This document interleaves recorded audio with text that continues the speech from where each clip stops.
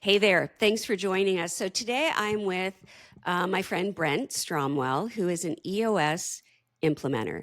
And I've sometimes called him an EOS consultant, which he reminds me he is not. But the reason I do that is he thinks like a consultant. So why are we doing this?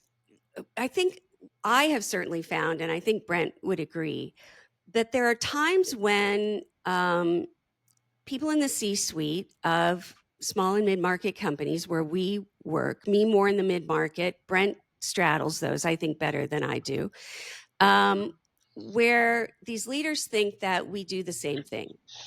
Yeah. I've even had EOS implementers not want a client to work with me because they think we do the same thing.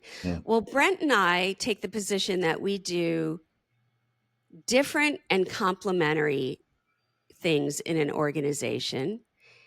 Sometimes we overlap. That can be a force multiplier in an organization if you know what to do with it. But we want to talk about this today, and we've picked some kind of big categories to kind of hash through. This is not rehearsed, so you're going to see maybe some of this tension that happens. But at the end of the day, the two of us really believe this is a force multiplier for a company if they use it correctly. And if you have the right consultant and the right implementer, and that's a big deal. Would you agree, Brent? Have I I framed it would. up so Yeah. far? That's Okay, great. so Yeah.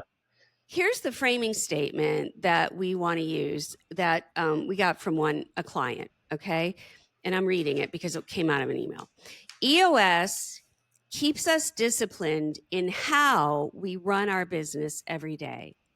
Our consultant ensures we're running in the right direction and building the right capabilities for tomorrow.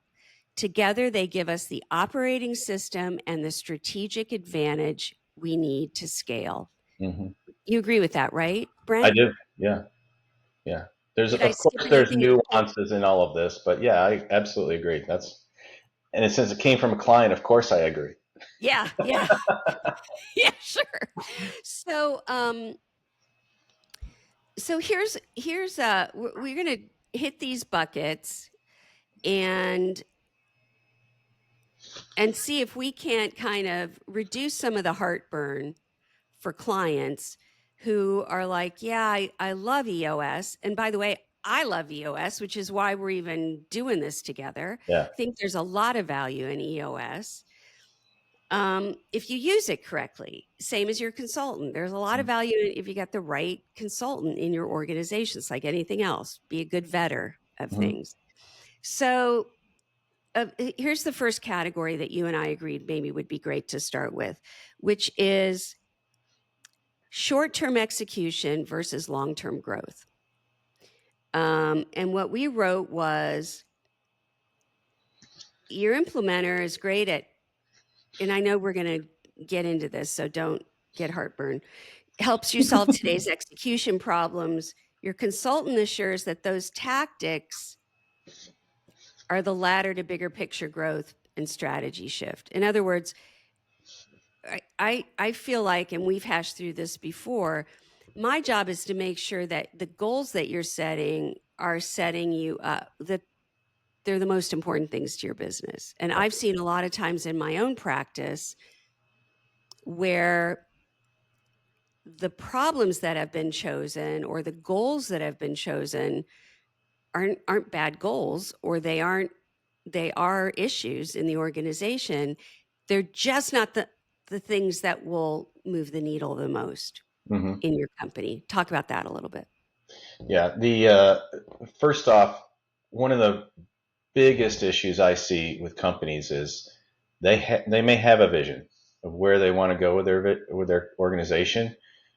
Sometimes, infrequently, it's shared. Like some of the folks on the leadership team might have actually talked about it and actually said, "Oh yeah, that sounds like a great idea."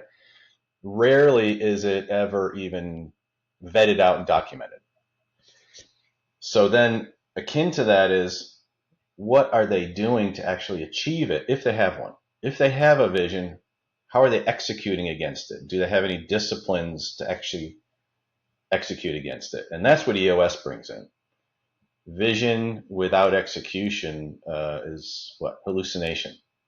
Okay, so here's one of the things that we learn when we talk together is that EOS and Jane use similar terms. Yeah, We don't always mean the same thing by them. right. So, you know, Plato said the definition of wisdom, oh no, the way to get to wisdom is a definition of terms. And I think that's one of the most important things, right? Yeah, Because we both talk about execution. You are at a completely different level of execution than I am in an organization. So talk about that a absolutely. little bit. Yeah. Uh, Execution from an EOS perspective means the leadership team setting up rhythms to do the right things to make sure there's accountability and clarity and we're keeping the goals in mind. So when you say Not, right things, like what does that look like? oh gosh. Okay, so big picture, I'll start at the high level. When we're coming up with vision, we talk about, let's say, 10-year target, right? Long term, 10-year target, very visionary exercise that the team decides and vets all the differences and what they don't want, and it's not just about money. You know, it's got to be passion in this goal, but it's a singular goal for that. This is where we're headed in 10 years. Then they come up with a 3-year picture. What's it going to look like? Then we come up with a 1-year plan. What do we need to do? 3 to 7, no more than 7, less is more, things to do for the year. So those are the right things that they need to be doing. But that's based on the long-term target and their picture, the mental image that they've come up with. So they've got to come up with a plan now to execute against it. Then we say, what do you Tactic, need to do? What's that? That's tactics. tactics. Then we break that down and say, what are your next goals for the next 90 days? We call them rocks, back to the definitions. Like Yep. rocks are your 90-day goals. And then it's up to them, right? I'm not working with them day in, day out inside the business to help them execute against those rocks or make sure everything they're doing is heading toward those goals or their picture or their 10-year target, right? So I step back and I try to say, or I do say, hey, you've got to go run this on your own now. Yeah. You've made So when decisions in here. Now you need to, how you're going to go execute and what this means inside the business. You've got to go figure that out and make it happen. And that's why I think having someone like you as a consultant can be extremely valuable. well, not all consultants are like us. So we do like to get our hands dirty and get Right, in right. and be at that level with a client. So I would say not all consultants do that. And in fact, that's why a lot of CEOs I meet are not fans of consultants, right? They feel like they just gave you one more thing to do and Yeah, and they came in and and threw no some stuff no down and more said, hand me a no more check. yeah, no more capacity to do it. Right. So if we were to talk about what you just talked Yeah. about setting goals,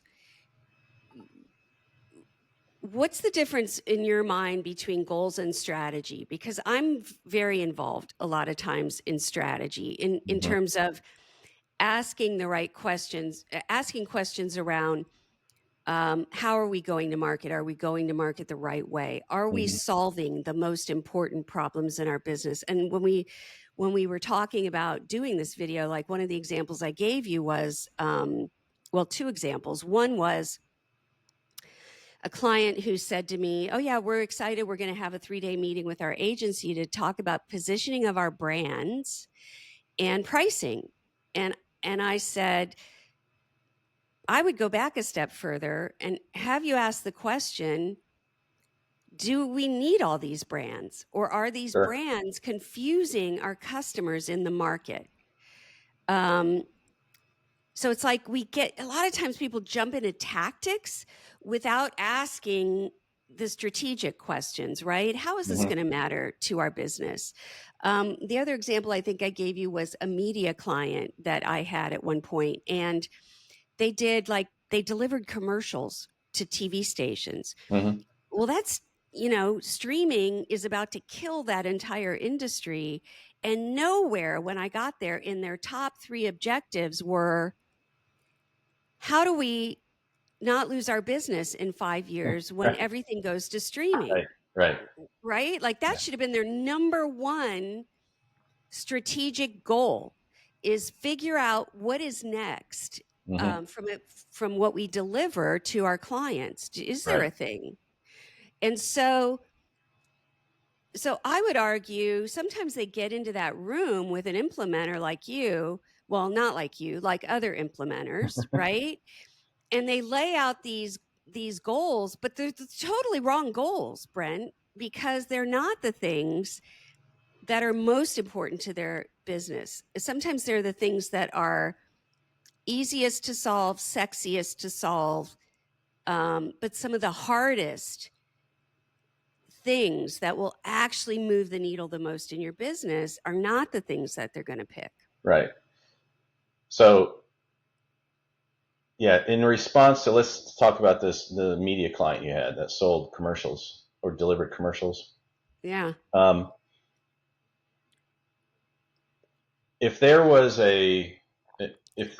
something that came up as a goal in the session room that I'm working with them in, I would challenge them on the goal, but I'm not in the business. And I even say, I'm not a consultant. I'm not going to be in the business with you. I'm Yeah. just going to be challenging you from Yes. I'll say generically, if you want to call it that. I don't know if that's a great term or not, but I'm going to challenge you as to why you would be doing that. Not that I have any basis for the challenge. I just No, want them but to I be love it. thinking Let through me this, tell you what I right? love about it. So let's say in working with the C-suite, I'm the one that helped them come up with these things. Right. If you're challenging them in an EOS meeting, I personally am totally cool with that, Yeah. because it's forcing clarity for Hmm. them, Yeah. right? So clarity that says, yeah, I don't really get why we're doing this, Yeah. which would absolutely impact execution of those strategies, right? Absolutely. And so I personally, I have no issue with an EOS implementer like you challenging those things, because I think it creates clarity. Now, Yeah. other people might not feel that way. They might feel like you're trying to, um, work against them. I wouldn't. I don't think so. Yeah. Usually there's a handful of folks in the room that are bought in, they've processed it, if you will, they get it. And there's others that maybe haven't even done that yet, or have done that and are not comfortable. So I say to them over and over, I'm here to help you create clarity and alignment. Yeah. And we've Yeah. got to debate right now and have some healthy conflict until we get that.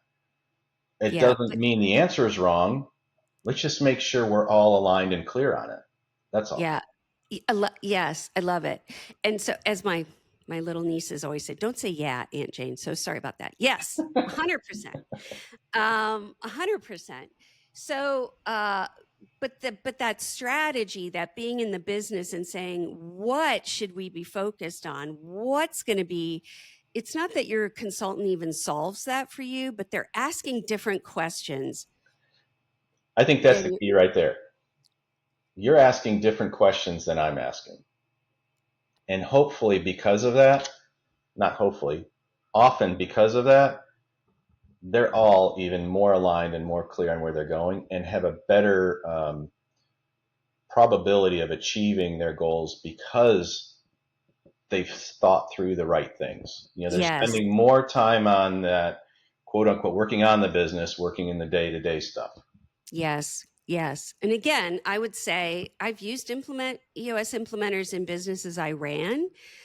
Um, I found them to be more like trainers than thinkers. So, like vetting your consultant, which you should do, Mhm. obviously, you need to vet your EOS implementer too and make sure you're getting a good one, a Yeah, thoughtful, a thoughtful I'm one. sorry that that's what you got. Yeah, I didn't know you then, or I'd have fired him. That's right. Let's make sure That's that just the it. audience knows you didn't know me then. No, I didn't know you then, or I would have hired you. Yeah, thank you. Um, so yeah, so in terms of long-term growth versus short-term, now you're talking about their 10-year plan, and be really frank with you, I don't, because the world changes so far. I mean, it's great to have a target, but I'm usually in a 1 to 2 year plan. Sure. So Right. we're, Which this is the, can I talk to that a little bit? of course, The 10-year is a stake in the ground. We've got to be heading somewhere.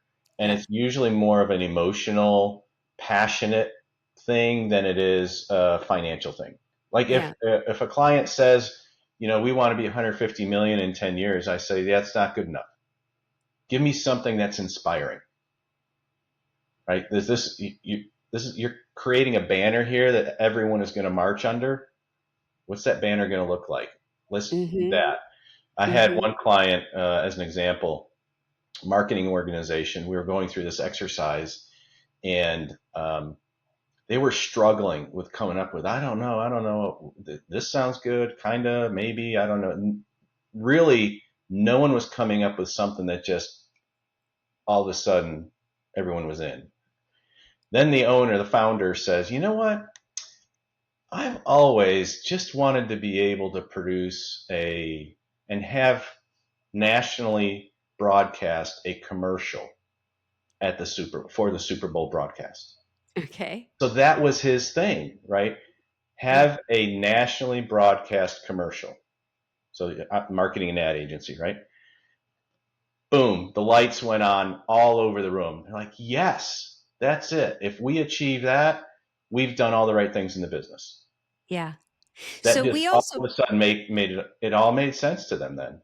So and then now they're going when you after that. when you break that down into execution, Yeah. we use that term, both of us. Right. We don't mean the same thing by it. Right. Like I Right. said, I'm in there, I'm getting dirty. Um, I'm at a completely different level of execution than an EOS implementer. Absolutely. But there's another thing around execution that you and I have talked about, which is um, we both talk about change management. Talk about that from an EOS perspective. Yeah. I tell my clients, and I'll use the example of their accountability chart. We create accountability chart on the first day that I work with them.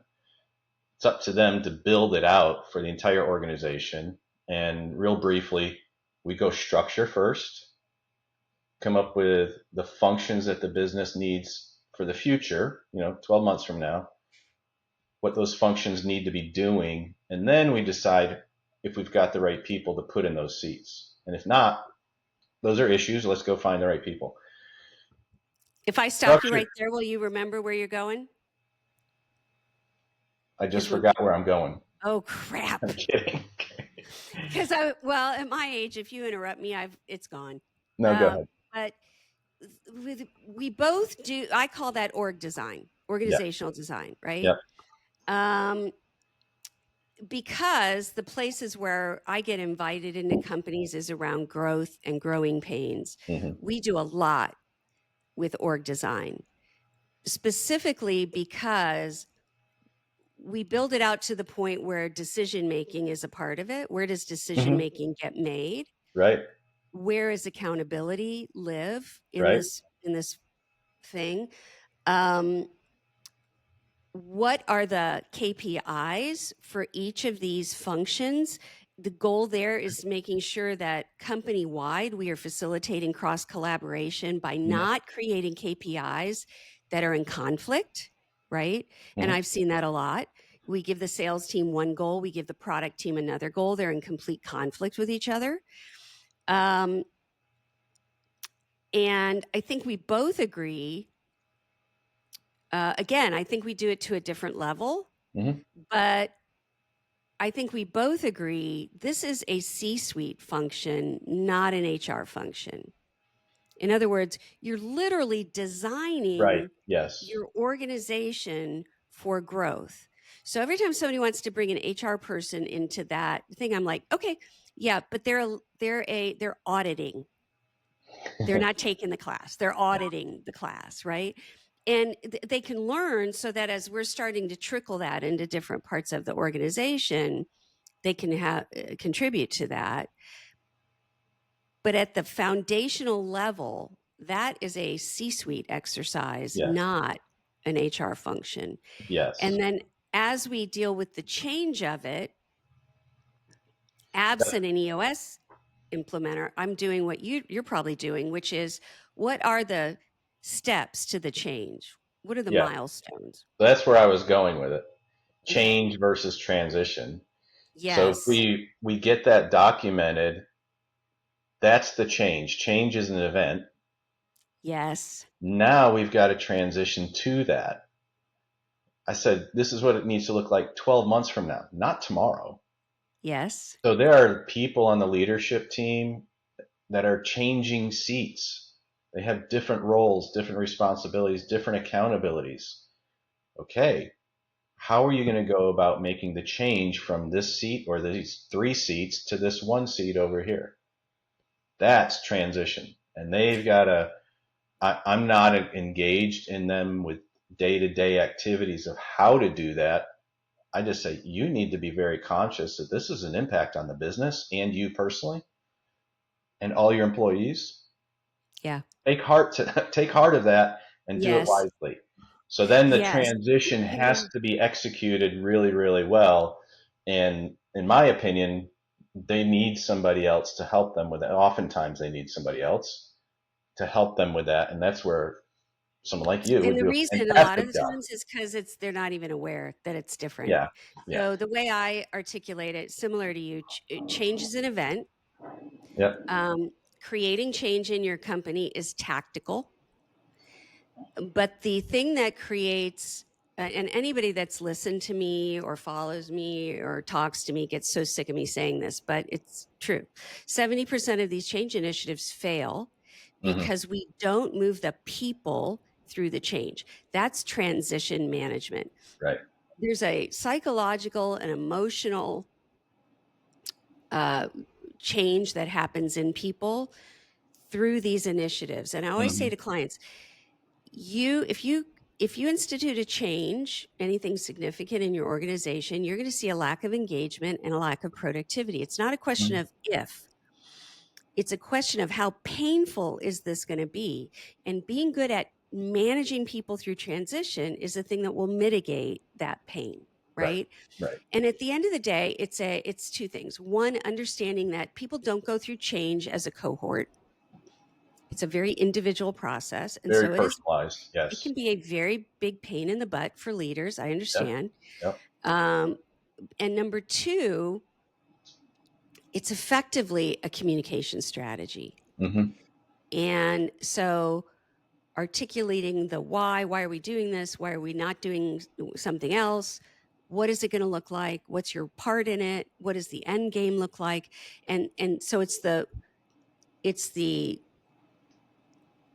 it's having a really great and clear communication strategy around the change, and training your leaders and your managers how to Sherpa people through that Yeah. change. That's a great, Um, yeah, great. You've got to walk alongside them as they're. This is, you said it's psychological and emotional. You know, you tell them we're coming out with some changes, and they automatically, how is this impacting me? yeah. Right? That's what they're thinking, and Yes. there's emotions tied to that. Every single change is fear, right? What am I going to be doing in 6 months? Am I going to be doing the same job? Who am I going to be reporting to?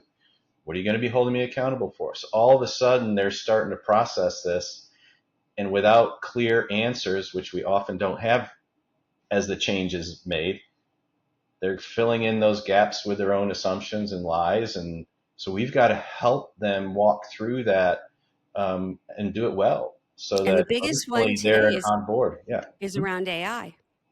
Biggest Say fear again. today, the biggest topic for Oh me yeah. today around that is Yeah. AI. Yeah. I heard one Um, company, they had a CEO over this large organization.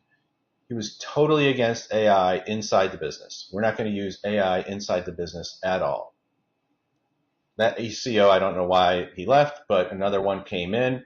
Yay, he left. We are going to use AI all the time, like huge proponent. So what's everybody thinking? I'm losing my job. How's that gonna affect Yep. me Yep. Yep. and my role here? So Yeah.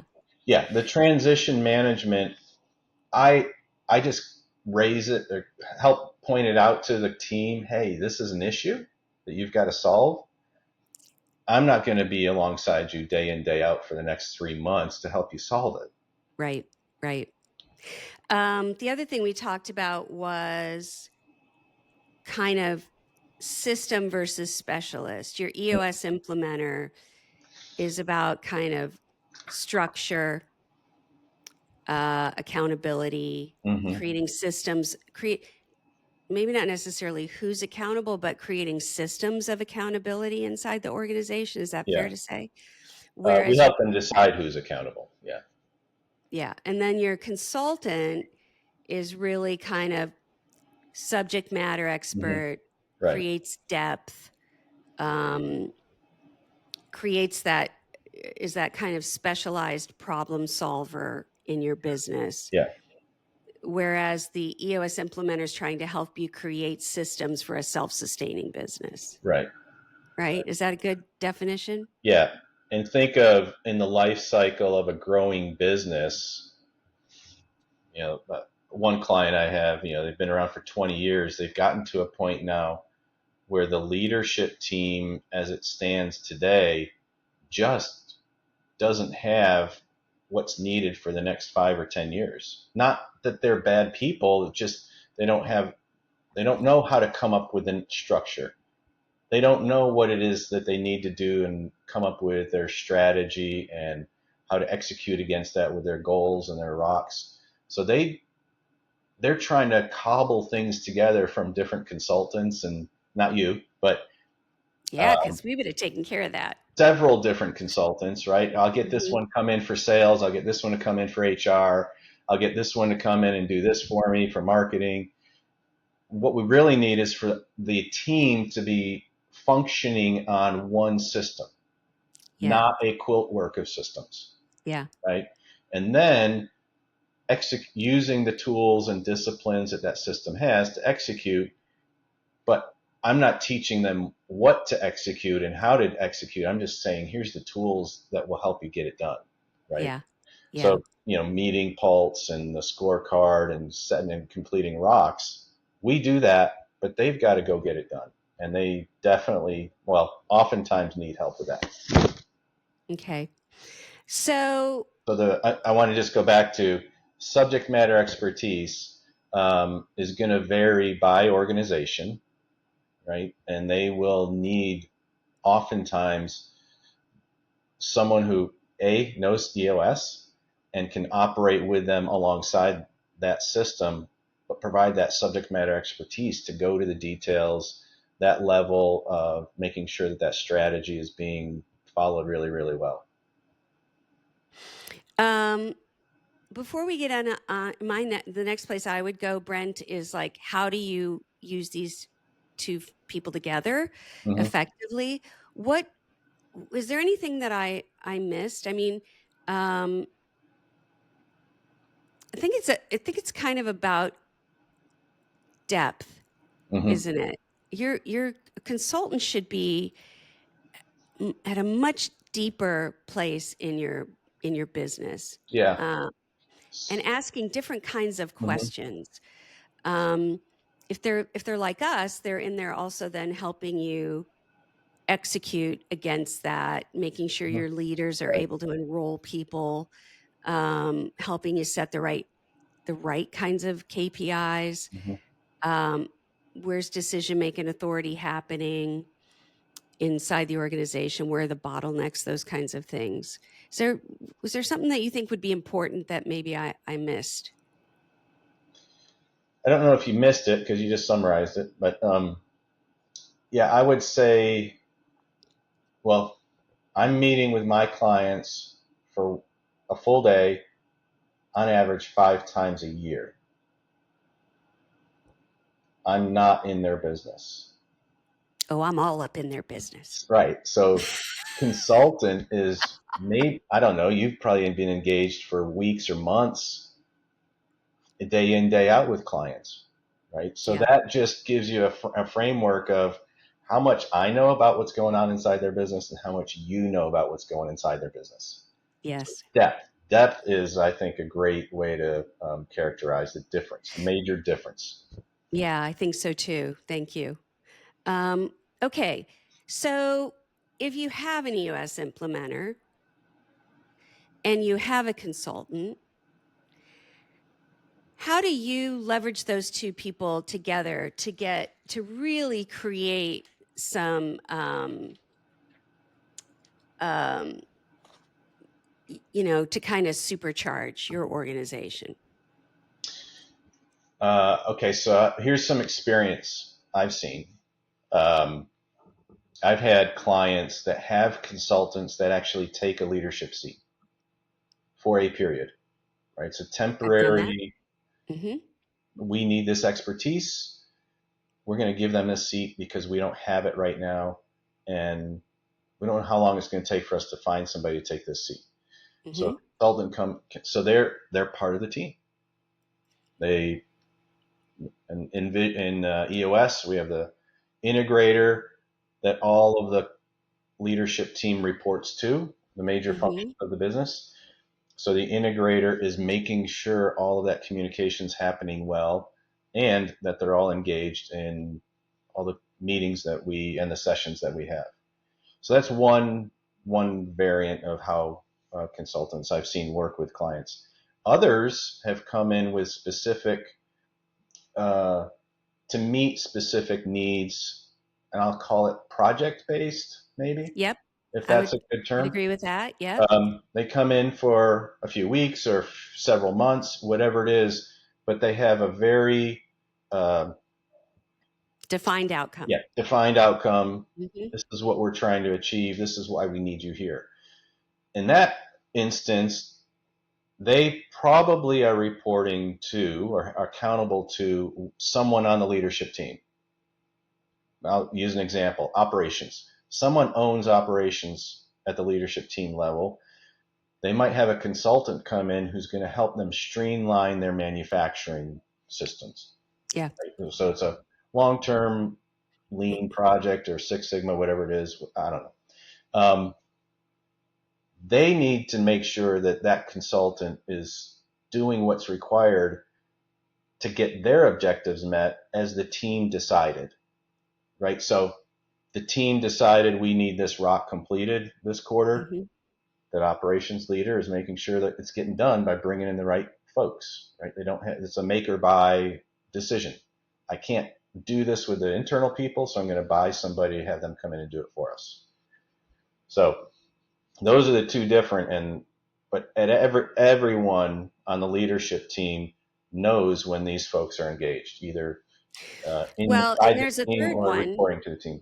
which is the way where we usually play, Mm-hmm. which is um, a CEO or a leadership team either says, we've had a lot of success, things are breaking. Mm, Why and what? right. What is breaking? Why is it breaking? Where do we start to build a sustainable organization, right? Not sustainable systems necessarily, although that's usually part of it, but how do we build our infrastructure to match our revenue? Or, Can I ask a question? of course, Is that an example of a company that's running on EOS?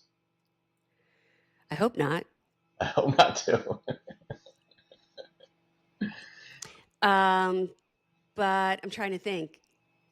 Yeah, it's very common, Yeah, actually, yeah, Brent. That's why we have a business, right? yeah, right. Revenue's great, but we're still running with the same processes, systems, Mm-hmm. infrastructure, org design at 80 million that we ran at 40 million. And Right, that's the right. problem, right? And, or the leader hasn't grown with the business. The leader is They've still become the running the lid. business Mm-hmm. at 80 million like they ran it at 40 million. Right. And one of the ways you and I talked about it is that let's use strategy for an example. What I see in small companies, starting up companies, is they build their strategy around budget. You can't really get further than that, right? Right. You get a little bit more sophistication. You build your strategy around objectives. The most sophisticated, and I'm still talking mid-market, I'm not talking about Coca-Cola here, companies are building their strategy around assumptions. And that's why we're saying to leaders all the time to grow your business, or as your business is growing, you need to learn to think differently. That will cause you to plan differently and execute differently. Right. Okay. And So to that's, that so I point, would say the third one, or the other time we get invited, which is where I prefer, is we're at 40 million. We want to be 100 million. What do we need to be thinking about building? That what's a strategy look like for us to get there? I prefer that to we're broken, please help, because that's painful, more painful for the client. right. Both are fun for me, but one's more painful for my client. Okay, so you started to say you've got these consultants in there for this variety of reasons. So what's the best way for your consultant and your implementer to collaborate? Well, I would say make sure that they are communicating. Yes, I make would, sure they know each other, right. make sure they're talking together. And just like what I recommend to all my clients, eventually everyone in the business is going to be using EOS. Everyone, all employees, all 80, 100, 200. So does your consultant. They should. They need to be not not working against what you're doing in EOS, but complementing that. And so that sometimes takes me helping them come along, so that the consultant, so that they're on board and up to speed. And Yeah. I'm happy to, if they bring a new leadership team consultant in, I want them to be successful with this organization just as much as a new employee. Right. Of course, it's part of what I would do is to help them come up to speed on it. So there are scenarios where you don't introduce service providers to each other in your business. To not introduce your consultant and your EOS implementer is a mistake, in my opinion. Yes, I think so. And if they're working against each other, either one or the other doesn't understand the difference between what they should be doing in your organization, or one or the other isn't a team player and needs to go bye-bye. And they don't have the client's best interest in mind, really. Right. Which is why I say, like consultants, all are not created equal. All EOS implementers are not created equal. So be smart about vetting your service provider. Yep. Which is what I would say to anybody about anyone they hire for their organization. Right. Anything I missed that you think is important? Anything we didn't talk about? Nothing is coming to mind right now. I think we covered a lot. We didn't argue, so yay. I didn't throw anything at you. You mean you were easy on me? Is that what you're trying to say? I wouldn't have thrown anything at you, Jane. You know that. Okay, so here's what I would say to folks who are listening to this. If you don't even know what EOS is, I would imagine you're not even listening to this video or watching this video. But if you haven't read Traction by Gino Wickham, you should. That is the foundation for EOS. Yes. If you are interested in EOS and you're like, okay, well, I want an implementer like Brent that you think is kind of at that higher level of EOS implementers. Well, where do I go? I would say go to Brent. So go to the source. Why waste your time trying to go through a needle? You're such a good consultant. You have such clear answers. You see, that's why I'm good at my job. So Brent, how can people get in touch with you? there's a few ways. I'll hopefully give the easiest. My email. Can I just spell it out? Brent, Brent, dot Stromwall, Stromwall,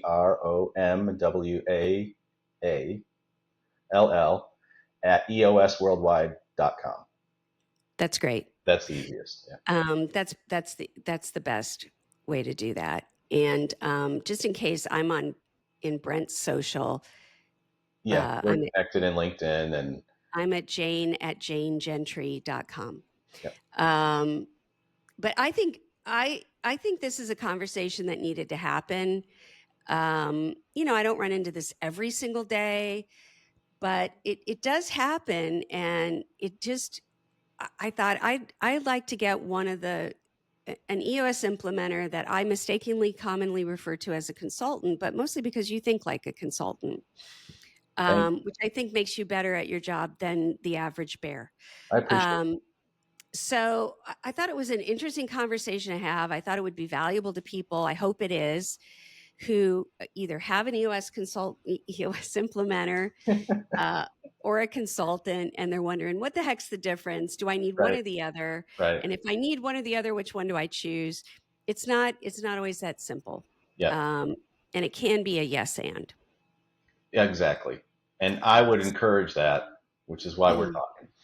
Yeah. So thanks for the time. So Okay. it's impossible for us to get our schedules together. So this was a minor miracle, but I'm glad we did. And I appreciate you doing this with me. Yes, and me too. Thanks for hosting me, and thanks for the candid conversation. This was good, really good. You bet.